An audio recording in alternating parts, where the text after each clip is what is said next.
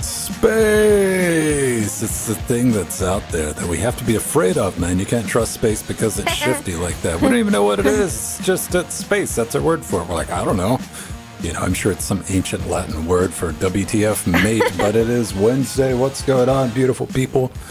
Getting ready for a little weekly Daily Wednesdays. We got a couple things to talk about this week, including a new version of Ubuntu, yet another Linux tablet, Fedora's turned 40, and of course, a rusty exchange between mail clients.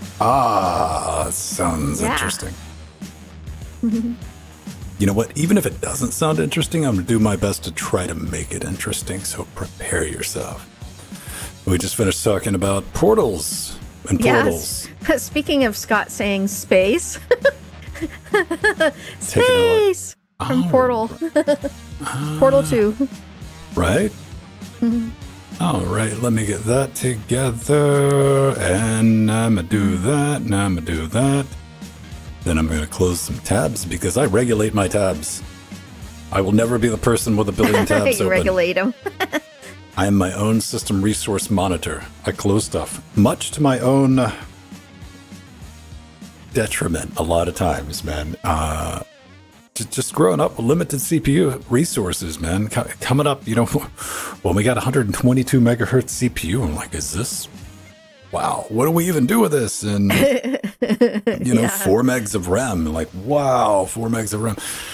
I close things just out of habit. Even, you know, sitting with a box with like 32 gigs of RAM, like 24 threads, and like, it catches me more often than not because I know I needed that thing 5 minutes from now, but I closed it. Yeah. I'm like, oh, all right, then I gotta go and back it up. Yeah. Hello, Arthur, and hello, Mir. Hello, Scott. Husband. Hello, Wiggly Hand. Yeah. He made it in. He wasn't sure if he would. He's been working so hard lately. All right, we got that together. Hopefully, I'm testing. Testing is what I'm doing. The new refactor for UNCUT and OBS right now. Oh, it's not using FFmpeg. Oh, okay. Which is normally what it uses, and that's what I had to remember to change, like, right before. Another thing I remember... Talk about deleting stuff, though, because I'm still getting... I got the AV sync worked out just right for Linux Gamecast, because, you know, we switched over to NDI. And I'm going to get one more clap test from you today, Jill, and we'll be good, because what I forgot to do, people... I didn't forget to do it, I remembered to do it, was I set up what the AV sync was, and here's your lesson, don't procrastinate. I should have did it last Wednesday when I was editing. I should have stopped what I was doing, opened up OBS, got out the calculator, and went punched it in and fixed the video async. No, I said, you know what, we'll do it before the show. On Wednesday, we'll just kick that down the road a little bit. So here I was. And I'm like, okay, oh, right. And I remembered to do it. I was very proud of myself. Patted myself on the back. I opened up DaVinci Resolve, and of course, I've already deleted the files from last week. So I didn't have my timestamps. Oh, boy. Why? Because, you know, I don't want them taking up resources on a drive with like 1.6 terabytes of free space. Yeah. It's how it works, man. Ben did a derp. Yeah. You gotta do derps. Yeah, everyone does derp sometimes. No, we'll get it lined up just so. It was only like 6 milliseconds off. Oh, okay. Yeah. Oh, cool. It's been a minute. Yeah, let's see here. How do I do my moderation? Report? Where's the spam? Spam? Scam? Saving space is a good habit, though, too. Yes, it is. And Ben has to do that constantly to reuse the drives. I destroy drives. You guys don't know how many NVMe drives I kill every year. Yeah, I bet. I murder them. Like, they're not long for this world when they show up in here. Like, I do full writes to 2 terabyte drives weekly. Yeah. Let's see, cheap viewer. Yeah, who wants cheap viewers anyway, man? You want expensive viewers. It's not serial killing. Yeah, you're right, Scott. You know what? I'll give you that. You know what? You get 1 point for that joke. All right, fair. That was a good one. I'll admit it.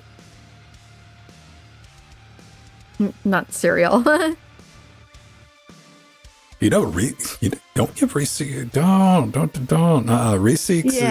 Reseeks is like, hey man, normally I wait. Reseeks showed up early. It did actually, because I think it was like 20 after the last time. It's typically 15 minutes. Like if it shows up within 15 minutes, you're like, doing pretty good. Oh man. Hi, Canoe and Telejar. How you doing? Let's see how many attempts it takes to make blinking seizure fine upstanding cannibal wall smoothly cycle. It's gonna be a minute. Which one is this? Oh, yeah, it's flashing. That's for sure. Well, the trick is to try to get it to do it without what you don't see is like all around the top and on the sides. I have LED lighting, and this will activate both of them.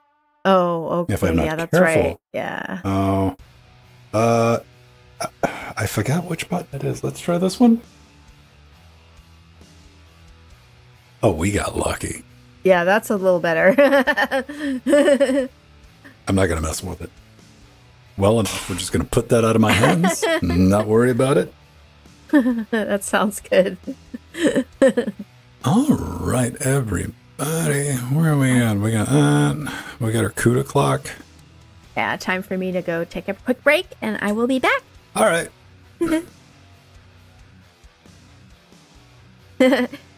Yeah, GNU. Awesome. Yeah, that's a clever use of GNUtella. I love that. That's awesome. People with their cool avatars and screen names and stuff, man.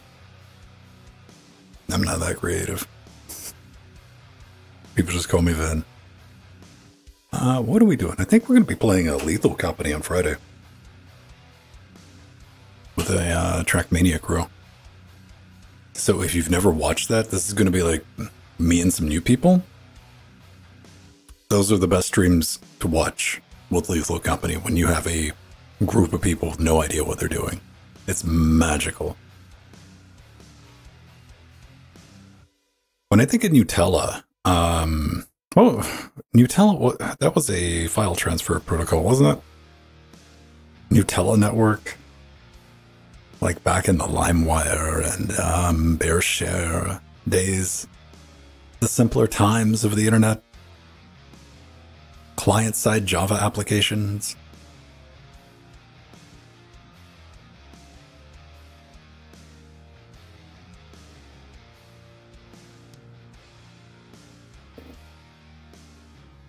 Besides Minecraft. Dude, damn, my week's going right now. I am working on the Focusrite Scarlett Solo Gen 4. Like, getting that video together. I was doing that before we went live. Piecing that together. Well, people will know that's a very interesting story. Because Focusrite showed up to the party. You know, like, hey, we'll help you develop this mixer. I think we talked about it on the show.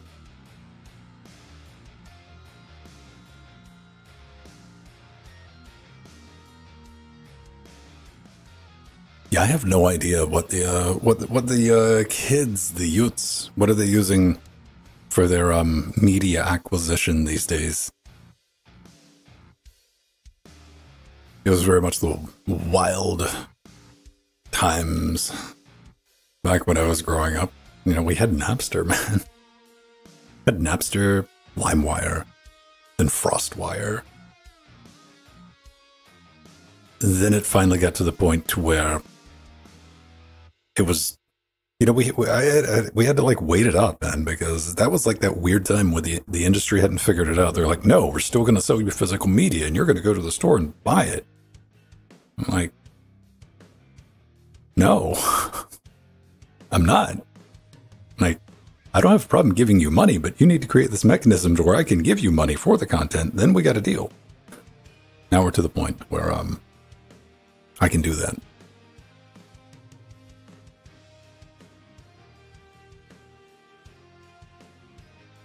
Nutella is P2P. All right. See? I'm not completely senile. Yet.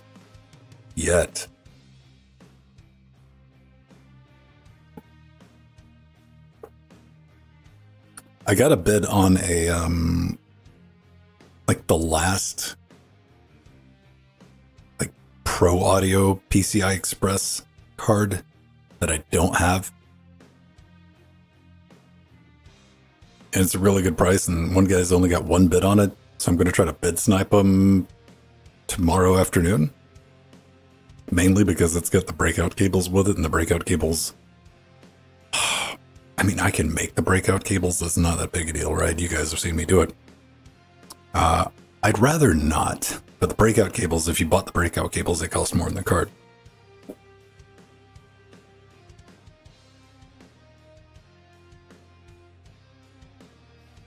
Based on movies? Yeah. We were talking about, on Amazon now, they do the ads with your Prime Video. Like, man.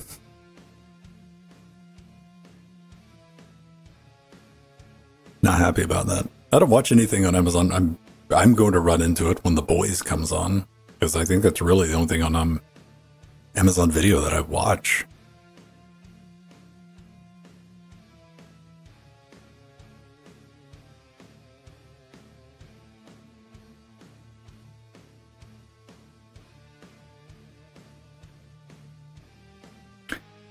Yeah, Peyton's are like, they've tried to do all kind of stuff, dude. Like, I mean, it ranges from just shifty to like, why would you even give somebody a Peyton on that? I'm gonna pop this chat out. You know what? I need to set up browser docs in OBS. I'm not.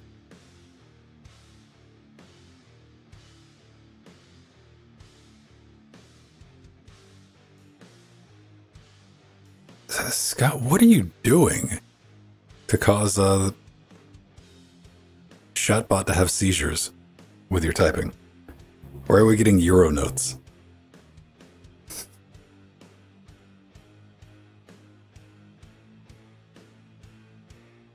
That's wild.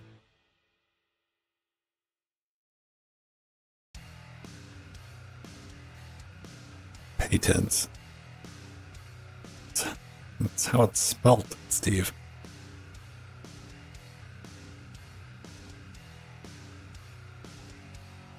What is it doing? You don't see what it's doing. Look at it in Discord on live.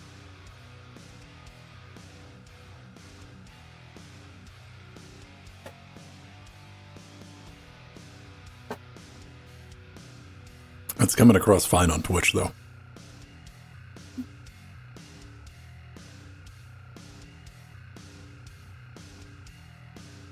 Here, you know what we can do? We can...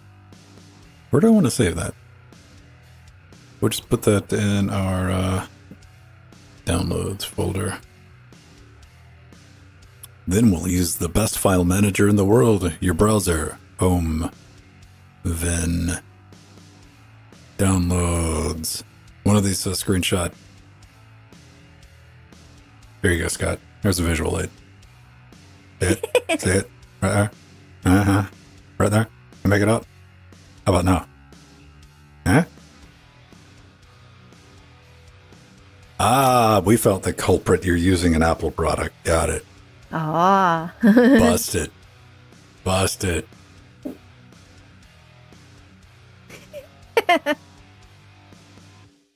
No, we're just doing like, if you look in like Discord, like the bot, whatever reason, our relay bot that puts everything everywhere, like having a tough time.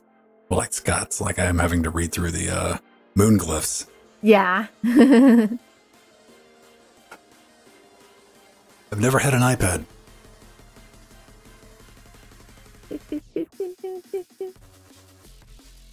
I have one in my collection, but I don't use it. Okay, I think I had an iPad 2 for a minute. Somebody, but it was like old when it was handed off to me. I'm like, here, do something with it. And I did something with it, which was give it to somebody else because I didn't know what to do with it.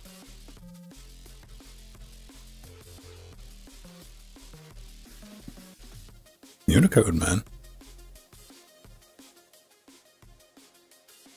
Let me see. All right. What was it? I saw like a really cool thing. I was going to talk about it on the show, but then I tried to use it. Oh. It wasn't very good. Well, I mean, you know, it. Let me see if I can find it. GitHub. I think some of you would like really dig it. This guy, Toofy Manager. Oh yeah, yeah. This is very recent. Just came out, and it gives you that hipster. Like, oh, it's it's Cyberpunk or something. And it supports drag and drop, and it runs out of your terminal and does all the fun stuff. And by fun stuff, I mean immediately crashes a lot. Oh, okay. I was curious about it. Yeah, I tried it out, and you know, it's a tangled mess of Python and a little bit of Nix. I ran it. You know, it's a little, you can install it with pip. Like pip, I played around with it, and like everything I tried to do with it just resulted in it crashing in the terminal. I'm like, you know what? I'm not going to recommend that. Anybody go try that just yet.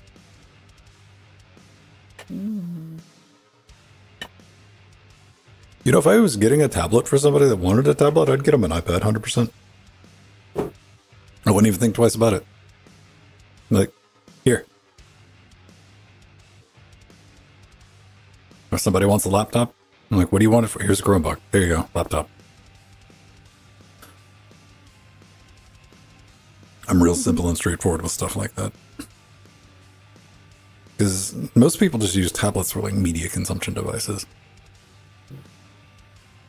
I want a bigger tablet. I want one of the 12.5 inch tablets. I'm looking at like a Galaxy S9, maybe.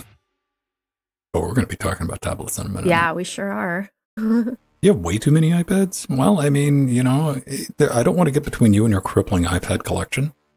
I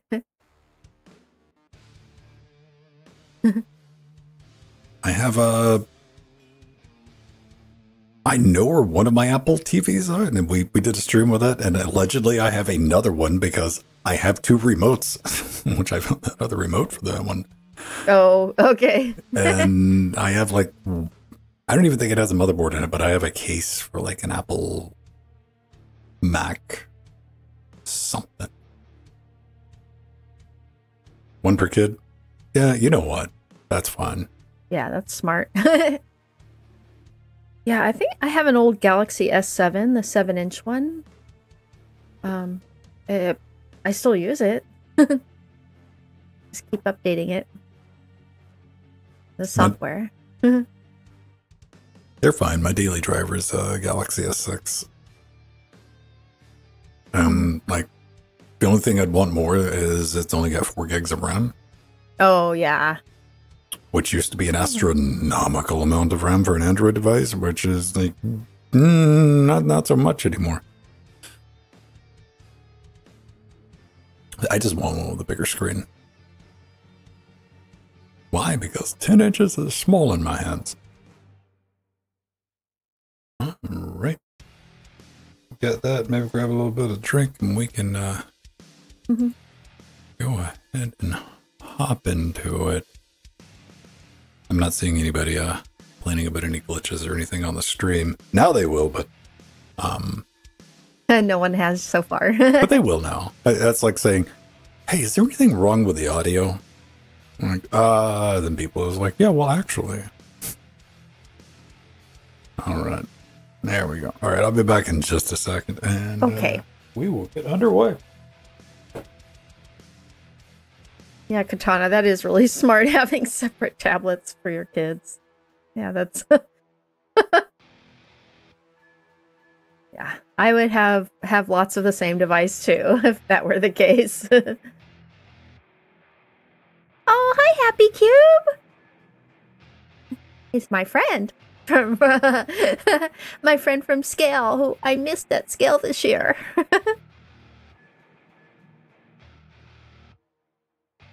Oh yeah, an S9. Yeah.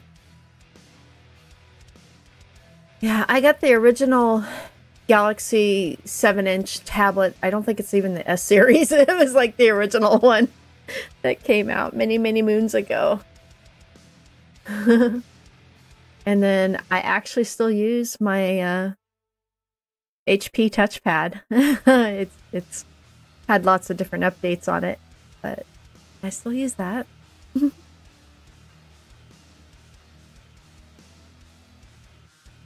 Yeah, I know. We missed you, Chad. So next year, try and come out.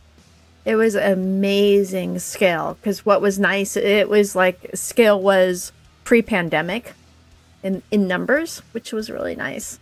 It's nice to be back to our normal number of people. Because last year was pretty good, but the year before, of course, we were in masks and doing our vaccines and everything. And the one cool thing about that, it was like Scale from 12 years ago in size, which was really nice. So it was smaller and intimate, and you got to do a lot more visiting with your friends because of that. It wasn't so crazy and hectic.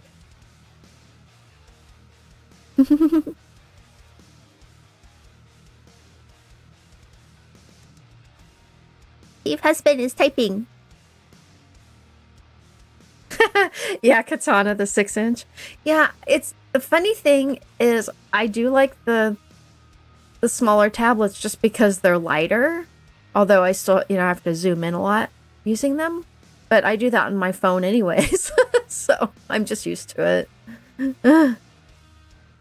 Yeah, Steve husband, Happy Cube. You know who he is. Yeah, we always every year take a picture of us at the Linux Chick-fil-A booth with oranges in his honor. And we always make sure to have oranges at our booth. Yay! Yay, Happy Cube!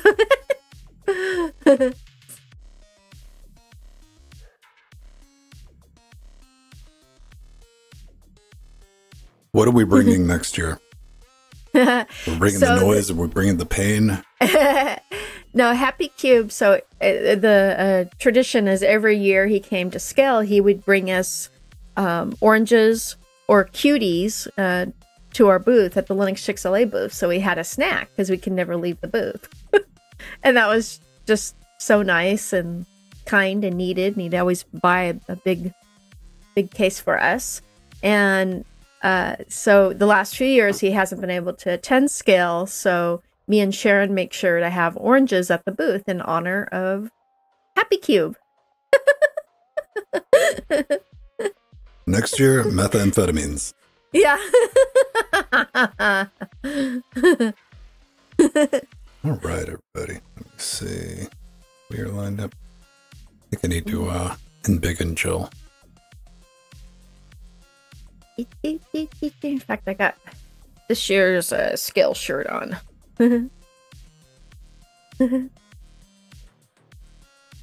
Yeah, it's green because it was St. Patty's Day, the Sunday of Scale. So they did a bright green. Let me see. We got to do the alignment thing. So what if I put it like 4 pixels off center? Would that make everybody happy? Yeah. Where you can see just like that little gap right there? Yeah. Yeah, everybody will love that. Hang on. There we go.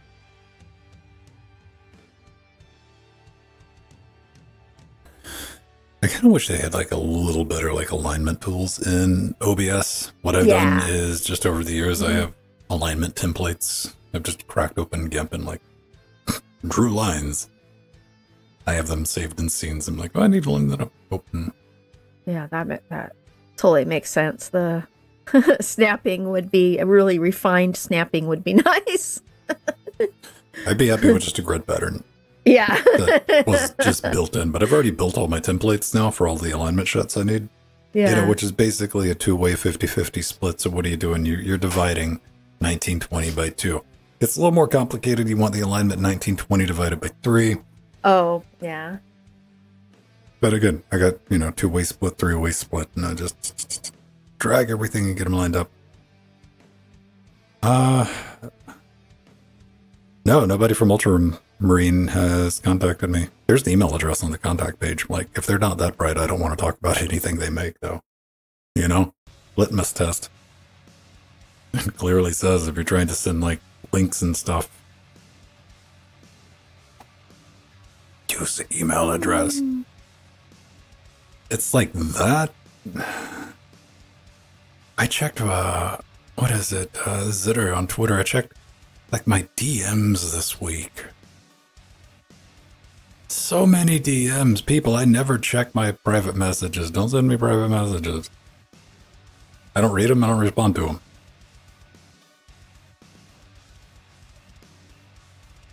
All right. Okay, cool. Everybody, time this right for Dak. He's watching a commercial right now because he's not subbed to us on Twitch.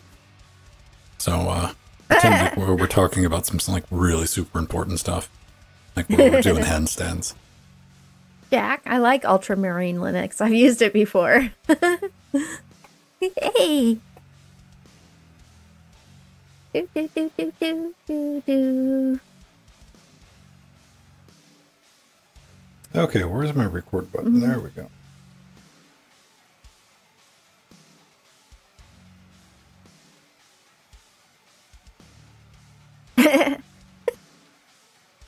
Yeah, Ben is setting things up.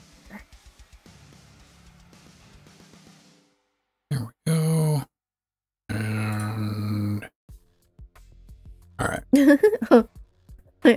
Kachana, only the purest cocaines. Yeah, it's cocaines.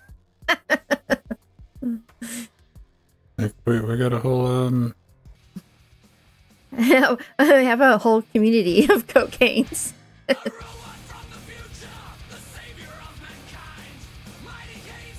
Yeah, from ODO or ODIO. I forgot the name of the website.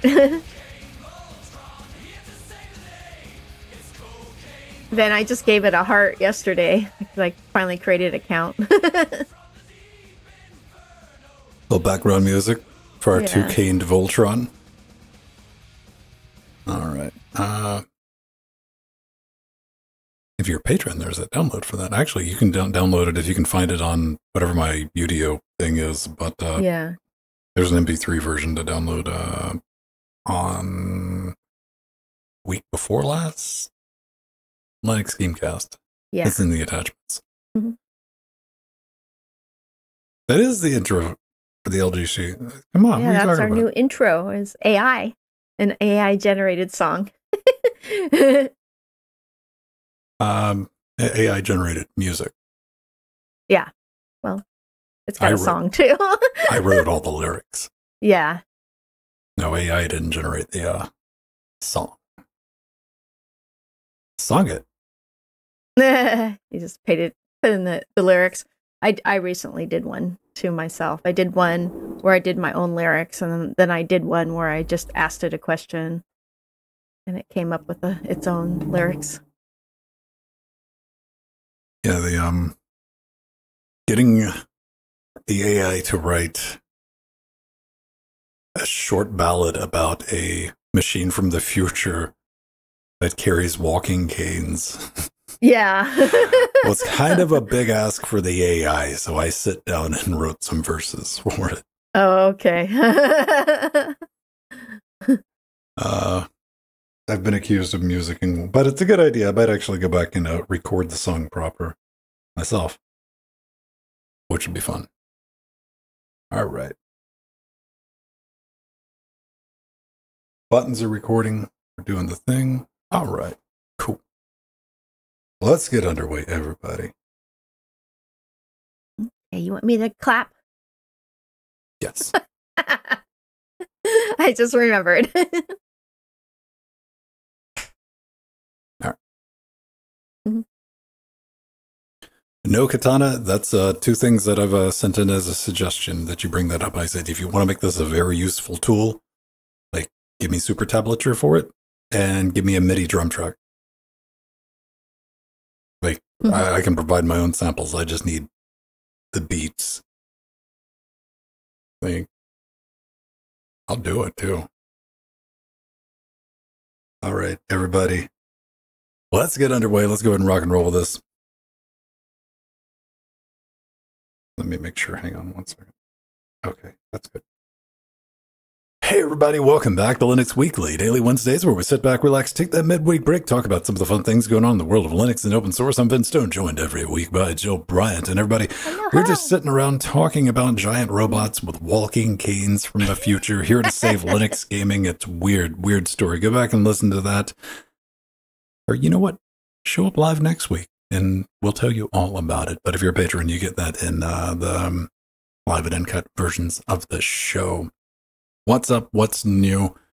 Jill, you finally got to go to Disneyland for the first time ever. First time ever. First time? No, just how did you like it? Oh, I go every month, sometimes every 2 weeks. But yeah, it was a much needed break because my Steve husband has been working so many hours. Anywhere between 65 and 72 hours. So I haven't seen him a lot. And so we had a lot of fun there and had some good food and went on one of our favorite rides. And one of the cool things is this weekend, we were supposed to go last weekend, but this weekend, we're going to go to the original Renaissance Pleasure Fair here in Southern California. And my Steve husband is going to wear something very unique that we will post in our LGC Discord chat. So make sure to... Sonic the Hedgehog onesie. No. Traditional medieval Sonic the Hedgehog onesie. Yeah. Huzzah! So I can't wait to be saying that a lot this weekend, especially to the Queen when she comes by in the parade. It'll be cool. But yeah, this is where the Renaissance Pleasure Fairs all started here in SoCal. And in fact, the location is as big as an amusement park. It's huge. It's really amazing. You can never, every time we go, we never can see everything we want to go see because you have to go multiple times. And in years past, we have gone 2 and 3 times. So, for sure. And then we had a Fun Trackmania practice maps on yesterday's stream. I really liked those. They were like a roller coaster ride with the reverse loops. That was cool. You got to run into it. We were talking about that during the stream. Hey, if you want to come play some Trackmania with us, we got a group. You take that break from adulting once or twice a week. It's completely up to you. We play an 11-year-old game. Proof, Nubbin's PC died, and he was playing it on an old Intel laptop. It'll run on anything. Yeah. And it's not necessarily about racing. When you hear like a racing game, people are like, I don't like racing. I don't like racing games either. But I love Trackmania because it is all about pathfinding, puzzles, getting together as a group. We even have a mode over the weekend where we genuinely play RPG maps. Like, yeah. If that tells you how far removed from racing this game can be, but you can race too. Like, there is skill involved. There's only 2 buttons needed, and the game's like $9.99. Runs like a dream. It's an old game. We got our own private server, which runs Linux. That's set up, and it's up and running, and we drop new tracks. I pick out the least of the worst, and some of the we've been doing this for about 2 years, and we started like all the way. There's a track database of user-created tracks, TM Exchange, that dates back since the origin of this game. And we've been working up week to week to week. So it's kind of fun because we end up in areas where new blocks for the track editor were introduced. And what Joe was talking about is the roller coaster stuff, which is the magnetic spiral blocks. Yeah. Were added. So we had a couple of maps, and you're like, oh, this showed up. Then, there's some other stuff. And there's new maps too. Yay. The game's far from dead. We do new maps, brand new maps each and every week. And we keep track of our stuff, just in case you got that competitive bug in you. Not only on our server, but it's also tied into the global database called Deadamania. Mm-hmm. where you can go up against other people and you can do it asynchronously. You know, if you're sitting there going, man, I got time to like make it on Tuesdays. I can't do 5 p.m. on Tuesdays or 7:30 p.m. on Fridays. You can pop in anytime you want. It'll lock at him like, look at that. They did pretty good. So go check that out. Link it up to our Discord, and everything's in the Trackmanias and channel. We'd love to have you there. And the reason I want to touch on that is I think we were kind of talking about last night in the after show when we were done playing. We might be doing, I know at least myself, Ogie, and Turbo, possibly Nubbin, will be exploring Lethal Company. Oh, yeah. Now, this is something that myself, Jordan, and Pedro, we've played with the community in the after shows on Saturday. We'll try it out with a new crew, which is going to be chaos. I've never seen this game. It's a beautiful game. You know, it's a non-combat game, but it's chaos. So even if you just want to tune in after the Trackmania-ing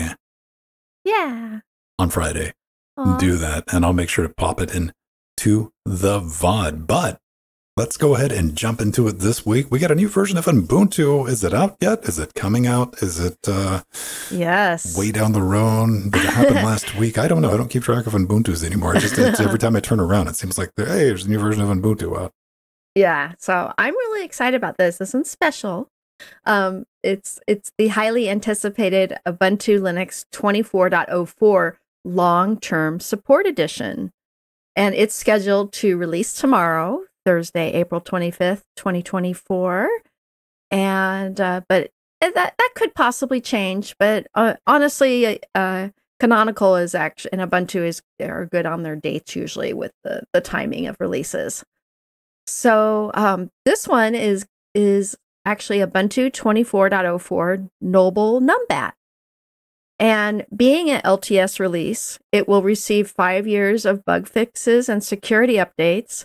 And if you have an Ubuntu Pro subscription, it adds an extra 7 years of support for up to 12 years of updates and bug fixes. And that is just amazing. 12 years of support. That's awesome for all the businesses out there who need a long-term support version of Linux. I mean, is this like what you get if your business isn't doing good enough to afford Red Hat? Yeah.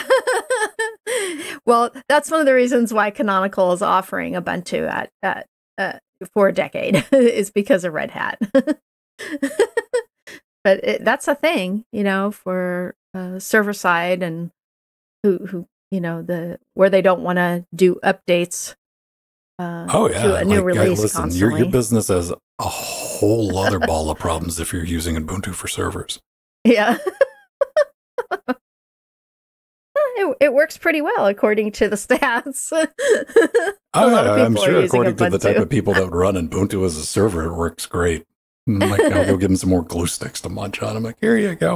But what else we got new? Also good for workstations and whatnot. And it's actually powered by Linux kernel 6.8 and the GNOME 46 desktop. Just like the latest Fedora 40 release that came out yesterday that we'll be talking about at the end of the show. And honestly, yesterday I tested out the Ubuntu 24.04 beta. And like Ubuntu 23.10, I was impressed with how slick and fast GNOME was running. On Ubuntu 23.10, it was using GNOME 45. But this was GNOME 46, and I think it was that much even quicker on the same machine. I installed it on the same machine as one of the machines I installed 23.10 on. And in fact, tomorrow, when the stable release comes out, I will be upgrading the machine, my podcasting rig here, to 24.04. So Ubuntu, has always had one of the easiest and streamlined installers, and this release, it is even better. I mean, no one can deny the power of the Ubuntu installer. It's one of the reasons why the distro became so popular, because it was so easy to install everything out of the box.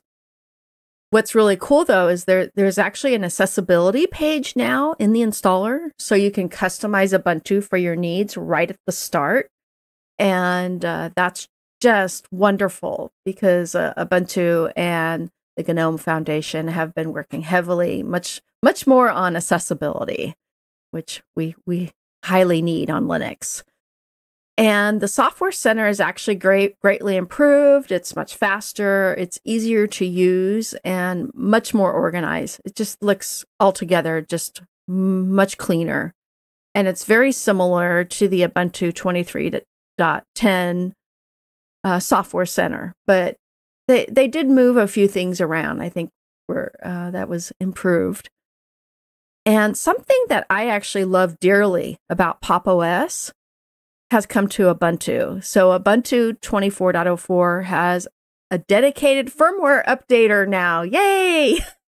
I just love that about Pop. So I was so happy that came to our default Ubuntu.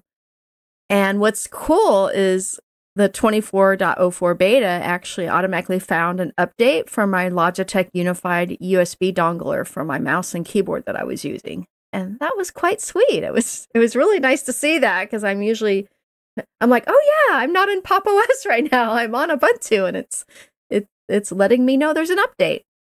So that's cool. And actually, one of my favorite features of this release are the beautiful Noble Numbat wallpapers, especially the pink ones.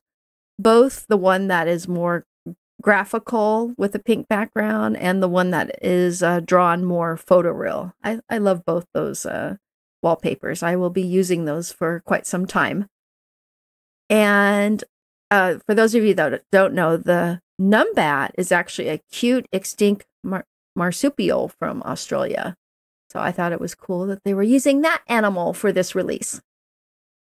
Is that this guy? No, that's not that guy. I was like, this guy looks like it might want to sacrifice. Yeah, it's not that one. Well, what's the representation of like this? What is this? What's our bully boy? Yeah, what? Yeah, that was interesting that was on Jack Wallen's page. Well, he had tested an older beta, so that must have been in one of the older betas where not as much was finalized yet. I had tested the beta from 2 days ago. So it the answer to that is we don't know. If you do know, yeah. We'll drop a comment below the video, and we'll be like, oh, that's cool. So yeah, the Numbat, it's extinct. Aw. Yeah. We need more marsupials. We need more things with pouches. Yeah. Yeah. So, yeah, it's been a long time since I used Ubuntu. They're still rolling with the snaps. I see that is in there, but having a firmware updater is good, I guess. Yeah. Oh yeah, and Steve has been sent in a chat. That's it. It's the Minotaur for the release. They used the Minotaur for. That's what that logo was. It was a Minotaur. Well, I know it's a Minotaur. Yeah. Oh. Anyway, it's Ubuntu. If you're still rocking Ubuntu, good on you. If you like it, trying to remember the last time I used Ubuntu. I think I tried like one of their live CDs to pull up just like a graphical desktop to get to like GNOME disk or something like that. But I mean, hey, it works. Give it a try. Then go install Debian. Because you knew I was going to say that. Yeah. Vola. We've been promised for years and years. Things we've been talking about on the show is the non-ending quest for a Linux tablet. Just a Linux tablet. That seems like such an easy ask, and everybody's taking a shot at it. They have. Vola is going to be the latest company taking a crack to make this elusive beast. This one's going to have a 12.3-inch quad HD display, MediaTek G99, 12 gigajoules of memory RAM, and 256 gigs of internal storage. All right, and apparently Vola's already made some smartphones, so they're not completely new to this hardware thing. Out of the box, this is going to be shipping with Vola OS 13 Android, but it's capable, speaking of Ubuntu, running of the Ubuntu Touch. Now, it does lack cellular support for data in the United States. They're just working on getting that improved. And I was looking at this. I'm like, all right, this looks pretty cool. I bet it's going to be about $500. Come on. All right. It's not bad looking. It's a new product. But when you're talking about, it's $563, which is $60 more than a Samsung Galaxy S9. That makes it a really hard sell. It genuinely does. Who are they marketing this to? They got like people like in suits and stuff. I'm like, have you met people who run Linux? Well, they're definitely marketing to, the people that are privacy and security focused or who want to start. Spiegel? Oh, yeah. God. You know what? If you're going to make 12-year-old jokes, I'm not even interested in your product. October 2024. So, yeah. So if you got a healthy dose of paranoia, maybe you can like look into this. It's Google free, which means a lot of stuff's not going to work. Lightweight design, advanced security. This isn't what I want. I don't think this is what I want. I don't think this is what a lot of people out there want. We want something similar to a Raspberry Pi, don't we? Yeah.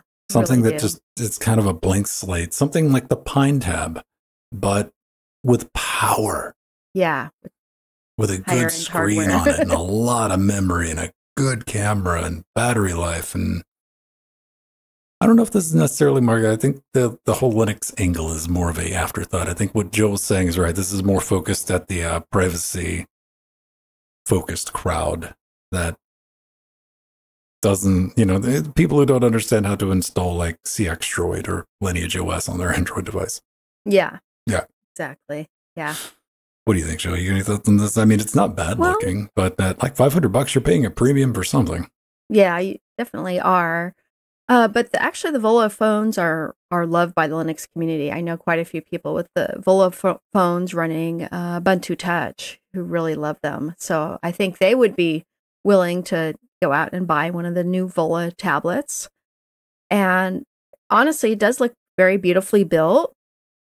And I think running Ubuntu Touch on it with an external keyboard and mouse could turn, this powerhouse of a tablet into a very nicely priced hybrid laptop. Hybrid laptops are $500 to $600 range.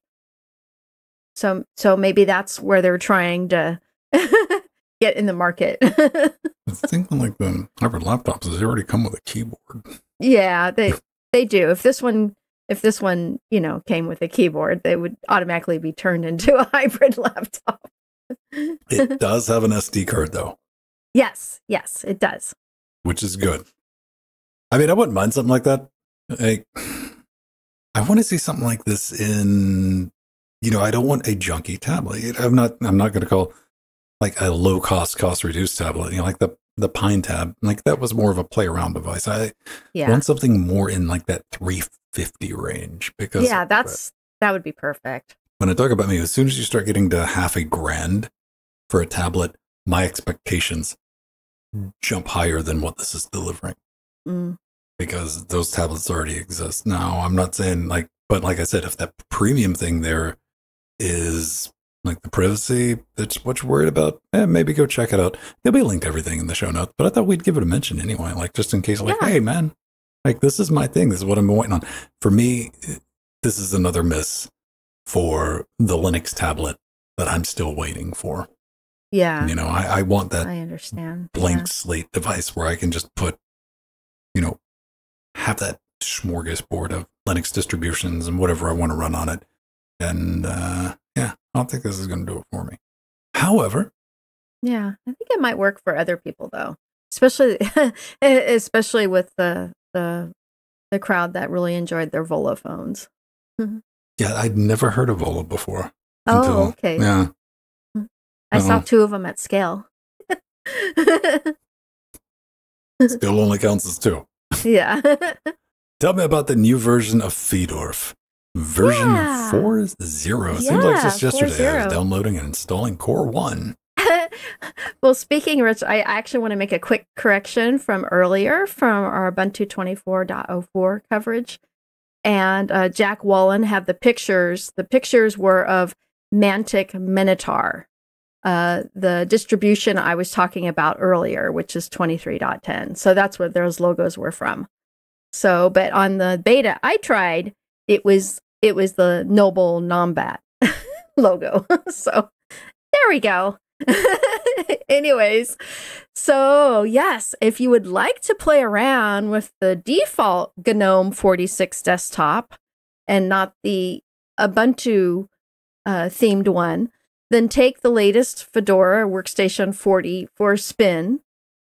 That was actually released on Tuesday, yesterday. So GNOME 46 actually includes a much improved focus on accessibility, like I was talking about earlier, upgrades to the Files app, more refinement of the Settings app and other core apps. And one of the cool new things about the software app is that the FlatHub apps are displayed with their verified badges. This is something me and Ven have been talking about. The software centers need to have the verified software on there. Don't wait. The Canonical, they said they're really going to think about it this time. Yeah. Well, GNOME did it with their software app. And the other cool thing is that the Files app has a new global search feature, which lets you search files from any location you desire, which is really cool. That's a much needed feature in Files, otherwise known as Nautilus. And, great work also to the Fedora team for another beautiful default desktop wallpaper. It's actually a cool, loosely painted bluish green forest but when you use it in dark mode, it has the glow of fireflies in it. Really cool. I thought that was, they added an extra touch there, and their wallpapers have always been beautiful. And so I was happy about that, but it was really nice just running GNOME 46 vanilla. The default GNOME. Although I love Ubuntu's as well. It's awesome too. I think the big story is we found the one person on this entire planet who enjoys using stock GNOME. Yeah. Yeah, I don't mind. I've gotten used to it. Although, of course, I install tons of extensions anyways, like Dash to Dock and Dash to Panel.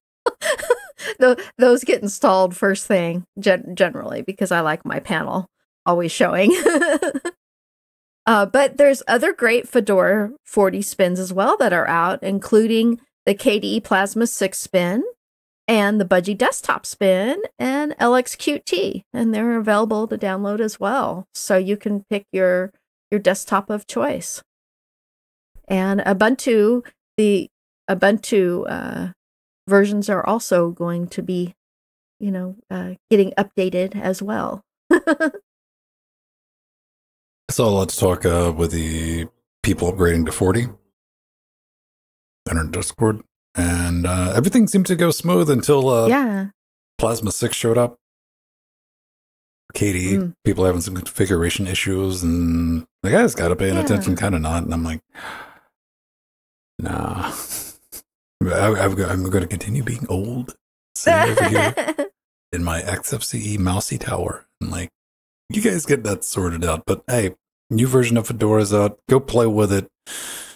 Like Jill said, there's a bunch of spins and and Ubuntu, you have all the different flavors of 24.04 as well. So this is a rare that we get two of the biggest distros coming out the same week. It was just massive. I don't know where I'm at with spins. I've never been somebody to install spins. I think I was soured on spins mainly because having to, I look at everything from a support view. Because for the last 13 years, I've been helping people usually unbreak things. And the further you get away from just like stock vanilla, it's like, it gets weirder and weirder and weirder. And I always make the joke about, you don't need to reinstall Linux to change your desktop manager. Yeah. Somebody just went, wait, what? Hey, thought I had to install different. No, you don't. Absolutely. You do what I do. Just apt-get install window maker XFCE and then log out. That's command not found, Joel. I'm on Arch. Yeah. I know somebody's going to be like, you're going to install app on... I know too, man. Come on, it's Linux. Anything's possible. Ladies and gentlemen, before we get out of here, I want to talk about something that's near and dear to my heart. Yes. Email. And a program that uses email and makes email possible and it has on Linux for a long, long time is Thunderbird. And they're bringing Rust to the party. Bringing Rust to the party because it's a little crab. I didn't even realize Rust had a mascot. That's horrifying, but I bet it's delicious. Adventures in Rust. They get a little thing on the blog over at Thunderbird. So if you work at, a company, your work email is probably powered by Exchange. And using Exchange in Thunderbird has always required the use of a paid third-party plugin. Since forever. This is just reality. Or I guess I should say, at least it did, because starting with the next ESR, that's the extended support release, same way as with Firefox, this July, Exchange support's going to be baked in. How wild is that? But I should point out, at least the email bits. The email bits are going to be baked in because the calendar and address support, that's not going to show up until a later date to be determined. And really the only thing about this, I think I want to talk about Rust. I've heard about Rust so many times. They're going to be using EWS. For those of you familiar with Exchange, you're like, wait, I thought that was getting deprecated. Because it is. In 2026, the new API is called Graph. And you can kind of expect this to hopefully work for about 2 years. But the Thunderbird team, as well as Thunderbird team, they're like, we're going to go that direction. This is just something we wanted to get up and working right now. Now, this is a big thing. I think it was called OWL, was the Thunderbird program. The plugin that allowed Exchange access. And I don't remember what the pricing was for that. I don't know how that's going to play out. They got Sherlocked with that one. But good, I want to applaud effort. I know people are going to be like, well, that took forever. I'm like, well, at least they did it. They got around to it. I'm using Evolution now, but hey, if you're using Thunderbird, you'll soon be able to join the party and exchange emails with work. Yay. Yeah. Well, I think that Thunderbird having all the Microsoft Exchange support natively is honestly huge and will help greatly increase its adoption outside of the Linux circle. Because a lot of us Linux users forget, Thunderbird's available on Windows and Mac OS. So, and Windows is, of course, a huge market. So this is really nice to have an alternative to using Microsoft Exchange, which is not my favorite set of tools. So I'm happy I can suggest now people use Thunderbird for that, just like I suggest using the Firefox web browser for an open source experience. And one of the many benefits of Thunderbird using the Rust programming language is that it will make it easier for their small team to reuse their work for the likes of Thunderbird for Android, otherwise known as K9 Mail, that we love and we've talked about here on the show. Also, this helps the team go through the old infrastructure of code and years of buildup on the existing code base and reconsider using a language in an active community like Rust. And Firefox already has Rust support built in, and Thunderbird is built on top of Firefox code. So this makes sense that they're moving to, a Rust-based system. It makes life easier for them. If it works, it works. Yeah. I always get a shout out. I always get nothing but applause for anybody. Our small, dwindling, dying community of desktop email clients. Yeah. And people who use them as one of those people that rely on that. It's good. I have nothing but, I kind of bounced off Thunderbird when they changed that UI. I tried it hard because something you never want to do is have to switch email clients. I know. It's never fun. That was not one of those. That was like, I'm going to make me love you. Yeah. And I tried for a couple of weeks, man. I was going to handle it. But I love Oh, progress like this. And, you know, me somebody, too. Yeah. because somebody new saw, you know, somebody saw that UI for the first time. They're like, this is it. I'm going to jam with it. You got to be able to keep both those thoughts in your brain mates at the same time. So it's a good thing playing around with Rust. There's nothing wrong with Rust at all. Yeah. So, yeah, Well, good. Yeah. And as Katana brought up, yeah, maybe multi-factor authentication. That's another thing. It might be an issue with that's a teams. good idea. Who knows? Yeah. Let them roll it out. Let them play with it. And this is, yes, you know, you're not wrong when you say about time, but they're doing it, and that's the important thing. Yeah. Yeah, you know, I've been using Thunderbird since the very beginning when they released Thunderbird, when they split off from the Firefox having the suite with the email built in. Netscape Communicator. Yeah, pretty much. That was before Firefox. Yeah. Yeah. Yeah, that was before, but they were, yeah. So. Been right there the whole time. Yeah. And, yeah, I've just had to move over to Evolution too, because I need business email client, you know. Yeah. Very much a not broke, don't fix thing. And people hate on stuff like that. You don't want it to change. No, I need it to be functional. I don't need it to be pretty. And I don't need ideas and concepts in my UI. I need to get delete expletive done. And it wasn't really serving that purpose. Microsoft got some stuff right. You know, that Exchange layout. It's not pretty, but it's functional. There we go. I mean, you can't even hate on the start button. That's one thing Microsoft got right. Start button. Yeah. How often has that been emulated? Think about it. Yeah. Like, think about all the original versions of GNOME and KDE, right? You know, you had the foot button. You had the K button. The GNOME foot. Yeah. The big foot in the left-hand corner. You're like, oh, no. The cool desktop K. Yeah, that was it had the little gear on it, and then you had the big giant foot. It was like the KDE one, but slower. Yeah. Yeah, man.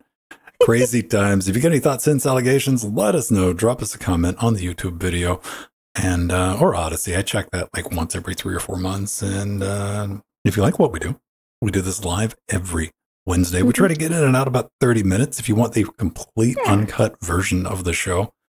Sometimes it gets edited down a little bit for time, but we try to keep the important bits in. But if you're like, hey, I want to relive that live experience, you can become one of our beautiful party patrons. Patreon.com/Linux Gamecast. Everything we get goes back into the show. Trying to make things fun. We don't track you. We host our own podcast, which is extraordinarily rare. No tracking, all that fun stuff. Speaking of like paranoia, like, dude, I have to divide bandwidth to figure out how many people download our shows. That's the only data I have. We have, again, Patreon. It gets you live and uncut versions of the show. We get LibrePay, PayPal, Bitcoin wishlist. Let's see what Jill's got on her wish list over at the old Amazons. Yeah. Penguin. I like those penguin mugs. Penguins, plushies. Not a penguin. Mugs. That's kind of wild. Yeah, speaking of Amazon wish list, if you pick up anything, I was playing with this in the pre-show. We got our fine upstanding cannibal wall back there to try to make it gently, not have seizures. But if you get anything for the studio, I will read a note. Jill will do the same, preferably one that you sent, because we tried just reading random notes and it confused people. Yes. Like B flat. I'm like, that doesn't make any sense, but you said a random note. But we do appreciate your support, and hop into our Discord. We do have a Discord where this conversation takes place the other 6 days of the week. And of course, if you're in live, everything's linked together with our little bot that keeps our IRC. All that stuff's over at Linux Gamecast. Click on the live tab. Yeah, thanks. Yeah. Fun times. Check out interfacinglinux.com. I want to thank everybody who subscribed past couple of weeks. We're almost at 1,000 subscribers. And I want to hand out a couple of participation trophies because I saw a couple of you did put the effort and initiative into subscribing to Interfacing Linux. But you subscribed to Linux Gamecast. I'm like, so close. You didn't quite get there. Yeah. But go check that out. It's it's been a side project for a long time. It's still kind of a side project, but I'm on a little bit of a mission to get serious about getting the tools and information together for content creators, producers, people looking. to make stuff under Linux and have it all in one place with everything you need. And we're talking audio, video, ginormous heat sinks, whatever we can come up with is there. Interfacinglinux.com. And yeah, that's cool. Have we done 30 minutes yet? We've done 35 minutes. You know what? Fine. Okay. There we go. Too late. I want to do a quick shout out to Turbo Treesloth for upgrading his pledge to $6.66. There we go. Happy birthday, Turbo. And happy birthday, Turbo. I wished him happy birthday in chat, so I wanted to wish him happy birthday on the show. We love you, Turbo. And thank you to our producers, our executive producers, our Chicago Kicks people level of producers. They're not producers, but they're Chicago Kicks people. Our Death Notes.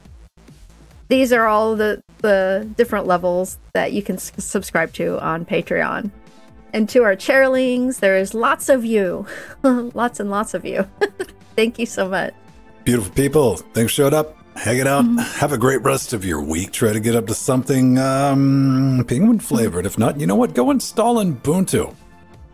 Get back to us. Let us know if you see any mysterious puzzleables floating around. You're like, and you'll wake up thinking about it, and then you'll be trapped in a maze with a minotaur full of snaps. It'll be terrifying. Yeah. See you next week, everybody. Bye-bye. Bye, everyone. Love you all.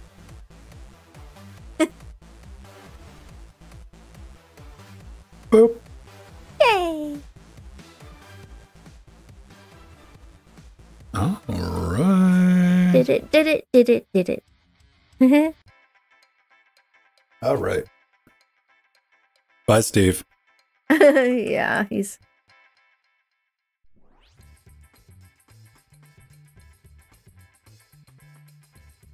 All right.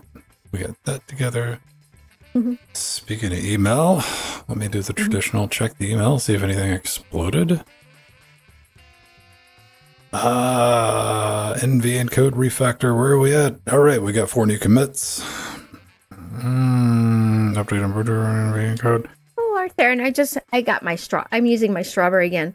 I do love this mug. This is one of my favorites. I'll probably use it for a couple weeks, and then I'll whip another one out. Hey, so the cute. bot that we reported and banned, Twitch has already taken action. At the beginning of the show. Good. A little straw, A, Bot. pound sign, TMD, berry, yeah. Twitch is getting pretty good with that. Like, I'm sure they get a bunch of signals though, right? Like, we want to think that we're special. They're like, ah, man, we're going to go to this channel and spam. I'm sure like when that thing hits, it deploys to like thousands of channels, so they probably get hundreds of reports at one time. It's important to report bots, man. Yeah. Yeah, because that one's just always been slow. Like, how come so slow? So, for people who only have shows that are 5 or 10 minutes, it would come out after the show. Oh, we're talking about the spam bot. Like, oh, the spam golem. no, we had a spam bot in chat at the beginning of the show. Oh, yeah, I saw that earlier. Yeah.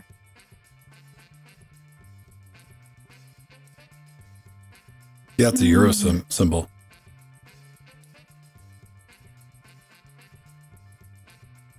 Maybe that's not what I've been saying this whole time. I haven't been saying pounds, have I? No, that's definitely Euro. I don't know, Dak. Listen, you just nod your head and smile when it comes to that bot and be like, it works, cool. And sometimes it doesn't even do that. That's where I'm at. That's all I do. I just nod my head and I'm like, hey, look, it's working. I'm not angry. There we go. What do I need to do?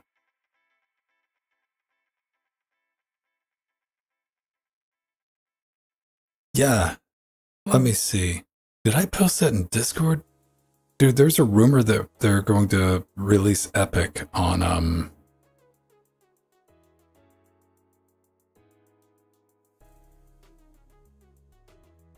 where did I, I thought I posted it in Discord, did I?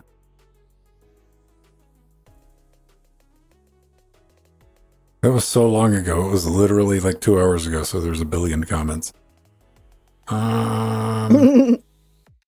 Let's see. I'm scrolling through right now. I see Justin posting Windows pictures. Yep. Beats me. I thought I posted it. Maybe not.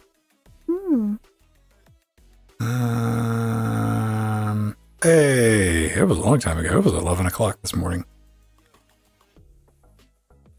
And it's not 11 o'clock anymore, is it? Definitely not. Yeah, AM5 packaging for Epic. Now that would be weird. Yeah. That would just be weird. You imagine one of those and like, oh, what do you got? 120, of course.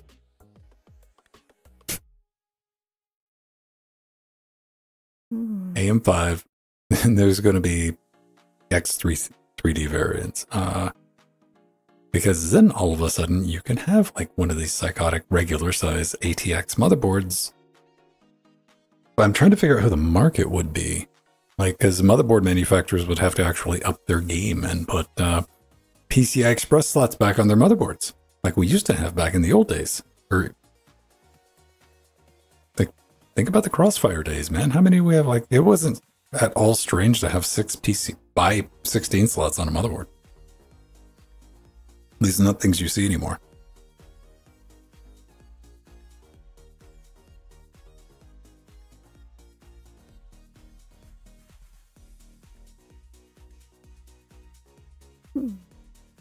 What are you doing, Joe? Oh, I'm looking for your post, but I'm not finding it. I just had it up on the screen. Oh, I'm just looking for the link. Oh, if you want the link, here. I missed that this morning. I put it in live chat. Okay.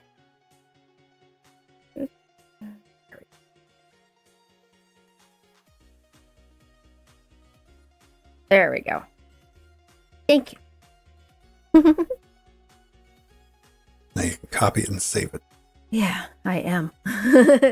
That's big news. It'll be interesting if that is the case, and it'll be interesting to see why. That's... I got a big why, because if they can put Epic in AM5 packaging, that means that they can easily put Threadripper in AM5 packaging. Yeah. Easily. Yeah, because Epic is a bigger processor. That's the... I mean... Oh, no. Oh, no. That is interesting. I mean, I'm curious. Like, I would just be happy if they had some AM5 CPUs with like 64 PC Express, preferably 128. 64 would be should be a bare minimum on any CPU in 2024.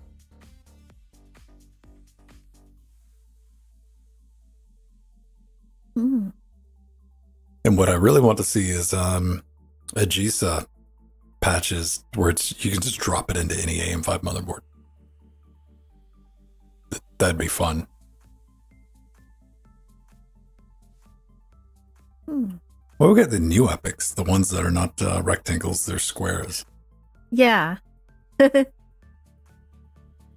They're more traditional CPU shaped.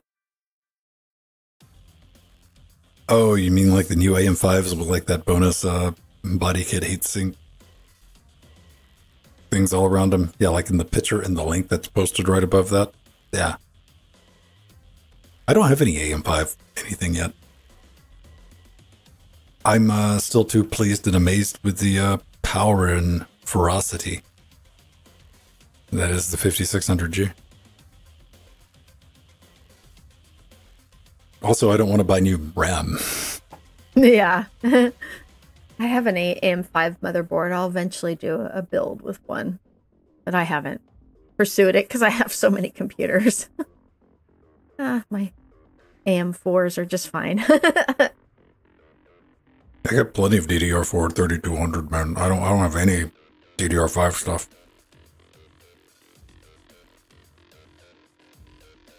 Mm-hmm. And they're still making AM4, man. We had 2 AM4 CPUs released this year. AMD's crazy. Oh, at least you got a laptop DDR5. I don't know. Like, it's one of those, we've kind of reached, even for like upper mid-range performance, man. Like, if you get a reasonably chunky AM4 CPU, like, you're good. Like, you're not missing out here. Yeah. It's not like you're not able to do stuff. Yeah, I don't even know what the situation is with ECC with DDR5. All right, Steam Deck, I got DDR5. All right. I think the I posted that or what was it yesterday that the current leak is the new AMD GPUs are still going to be using GDDR6 instead of 7. 7, yeah. And somebody was like, "Oh, cost savings." I'm like, "Nah, they ain't going." Oh, I hate that screwdriver. I got one of those, the little torque thing. Yeah. Spin, spin, click. Spin, spin, click. It works.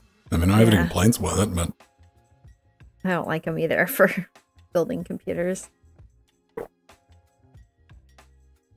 yeah, I'm that one is pretty old school with my screwdrivers. Although I might get the LTT one at some point, but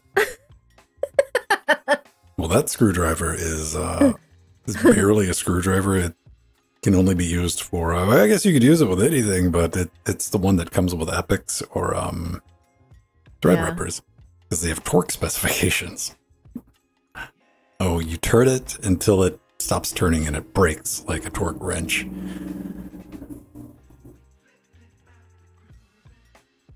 yeah, I had another computer that came with one of those. I can't remember what it was. You know, I have any desire to go past AM4 right now. Like outside of like building a test bench. But then oh yeah, the coolers, that's an issue because sometimes they don't seat right or just a little bit off. height's difference. Yeah. Z height. But I think just about everybody, if you get like a major name brand, you know, if you get like a Uncle Joe's slappy CPU factory, they probably don't have like adapter plates or anything. But like, you know, any regular company, if they needed a modification, you know, I know Noctua's got a bunch of offset stuff. Yeah, Noctua does. And if you don't know, just check. Look at your cooler. If it's brown, yeah, all right.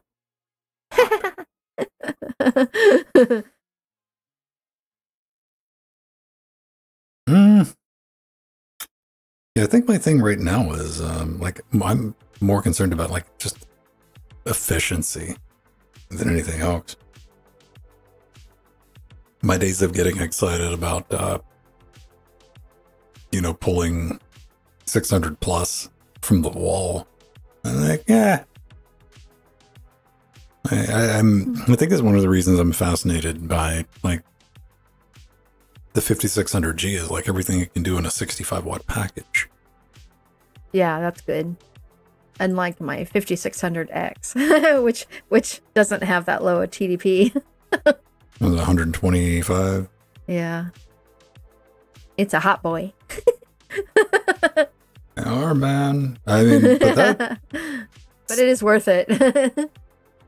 Still, I mean, like, compared to like some of the fire breathing bulldozer and that basically anything from Intel for that era, yeah. Yeah. like 200 watts and like that was crazy, I know. man. I know. That's one of the reasons I wanted to go mostly AMD. AMD's really good with efficiency right now. Yeah. Yeah, and Intel's having their new processors are having all kinds of issues. Well, Intel's like, we're going to have efficiency cores. Yeah. And I'm like, oh, look, I got a 1100 cores. And I'm like, real cores? Like, no. Little dummy cores. But they're really efficient. But I think, big little's not that crazy. I'm sure AMD's going to have like their equivalent of efficiency cores.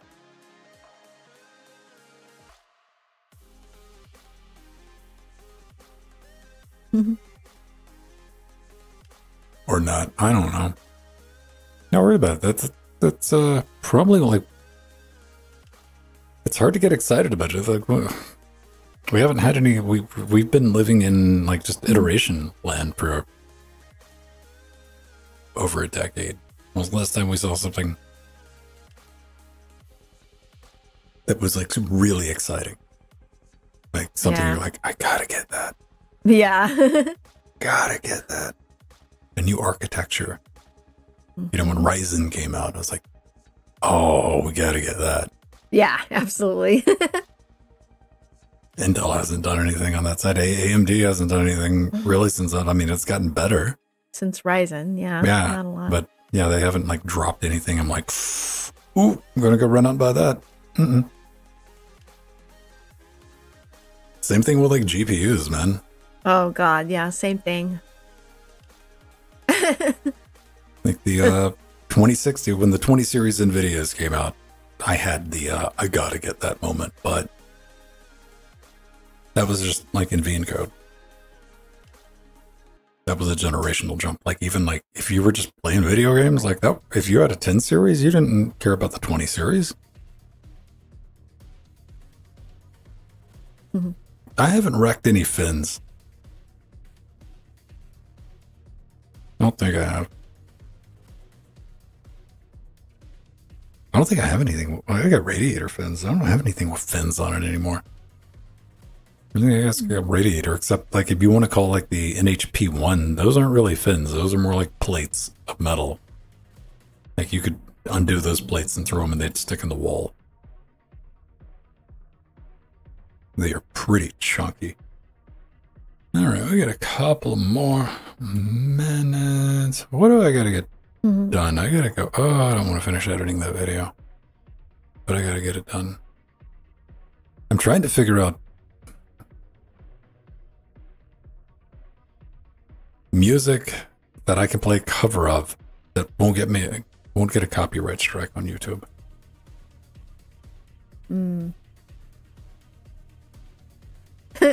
Which I haven't been able to come up with yet.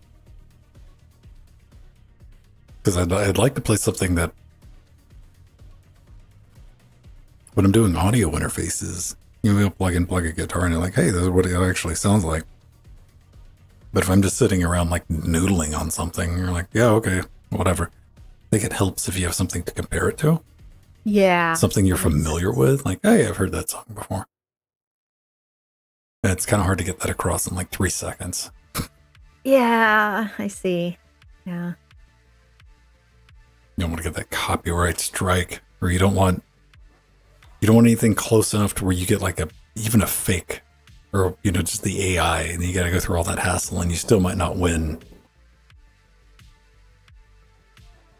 Maisie Dotes is public domain. Yeah.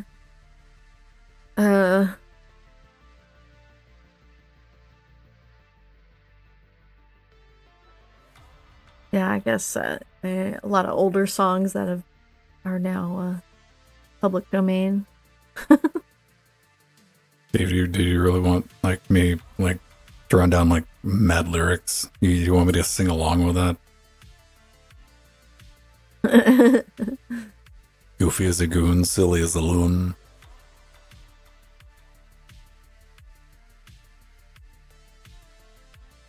All right. It's almost 4:30. It's the bee's knees. The bee's knees. Yeah.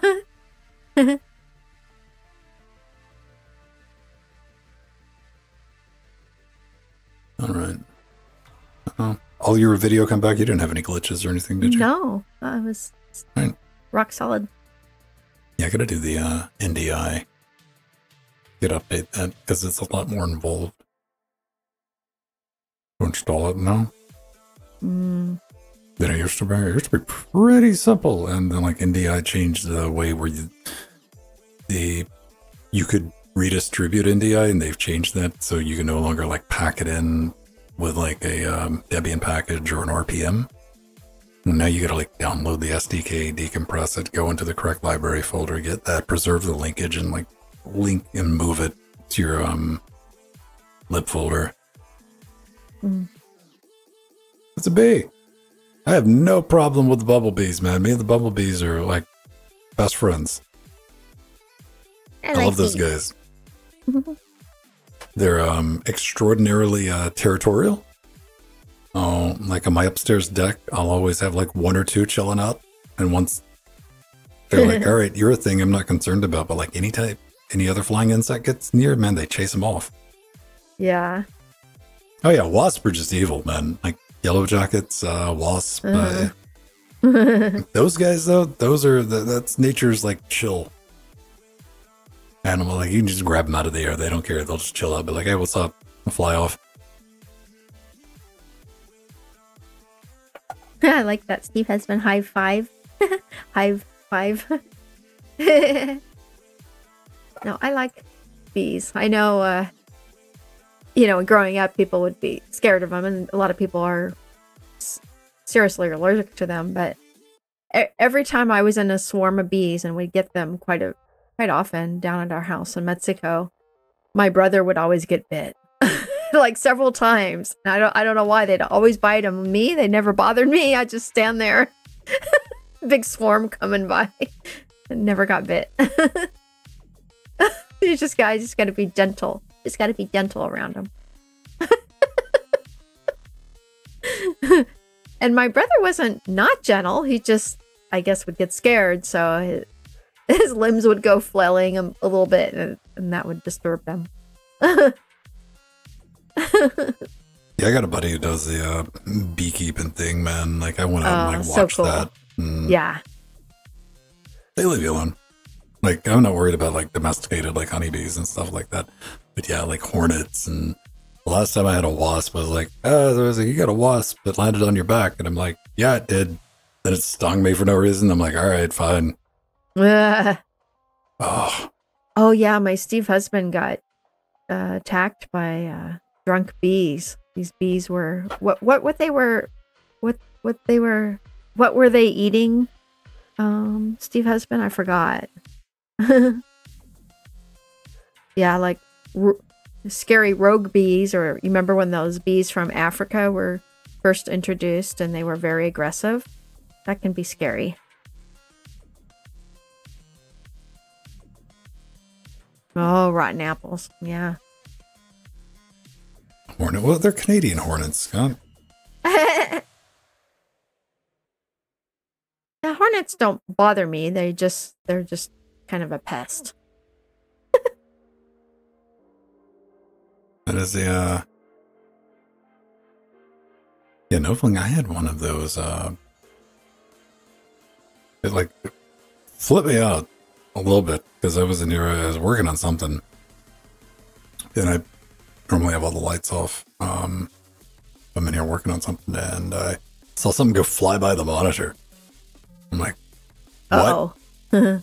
Like, then you got to do the mental calculation. Like, did I just imagine that?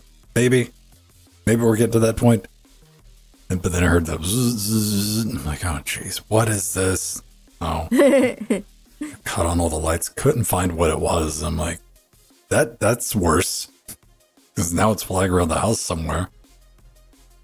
And I finally found it was one of those flies, you know, those oversized, like morbidly obese flies, the big ones.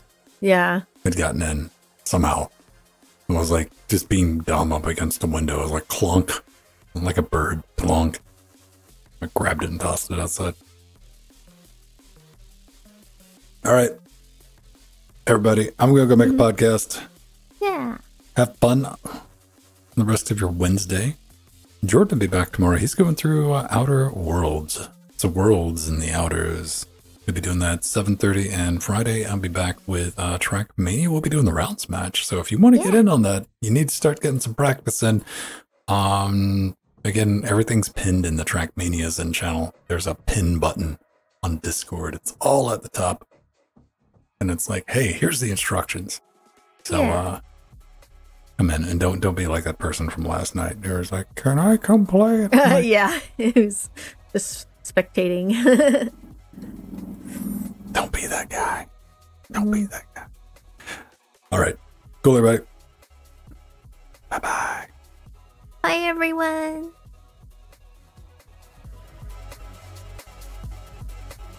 I understand what the song's trying to pull off, but it really does sound like it's skipping.